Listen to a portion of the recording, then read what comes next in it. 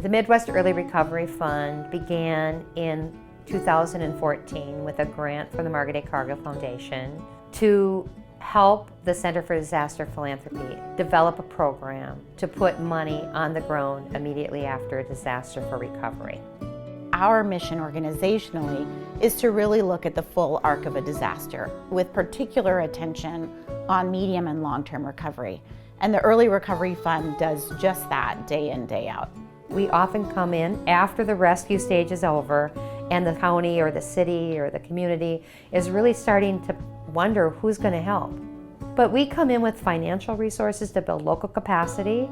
We help develop community leadership, and we help them understand what the best practices are around recovery. The Early Recovery Fund, through the process that we have, has a timely, effective, and efficient process to moving grant dollars to organizations on the ground that are really leading the recovery effort.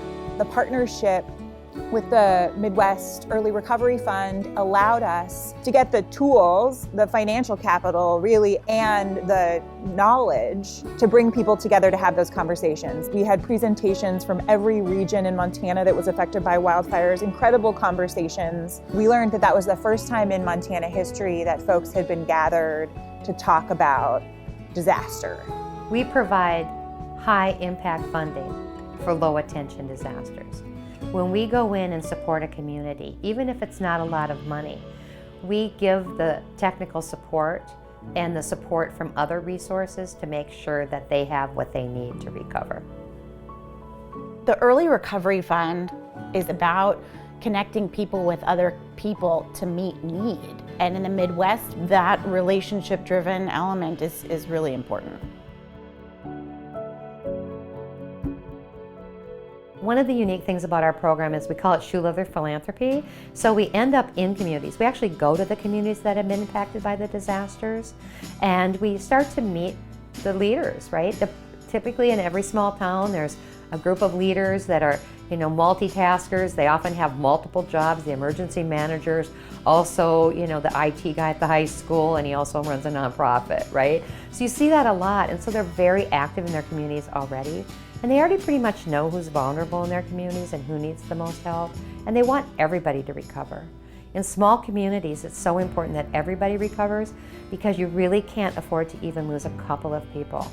A couple of people with families and children, it ends up that you might lose a teacher in that community. You might lose a business in that community, and every person in that community is precious to the economy of that community. Communities that have suffered any type of disaster event can take decades to recover from. And so being willing to fund with an eye toward that medium and long-term recovery is really critical. We are the only organization that consistently puts money on the ground after low attention disasters in the Midwest. The beautiful thing about the way that CDP and the Midwest Recovery Fund operate is that they recognize that the real knowledge lives in the community. And so partnering with the local knowledge, that's how real resiliency ripples out. The ripple takes place when you invest in the people that are there, because they're going to be there once you leave. And they're going to be dealing with the trauma from the disaster. They're going to be responding to the needs of the community long after. And I think because the Center for Disaster Philanthropy understands that, they respond with that lens, which gives them a ton of credibility in communities that aren't necessarily excited about outsiders. Every community is full of people who want to help. Every community is full of people who care about their neighbors. And especially in the Midwest, we see people after disasters come to the rescue of their neighbors. But oftentimes they don't really know how to do recovery. And the ability of our fund to be able to go in and help those neighbors better help their neighbors really helps those communities recover in a significant way.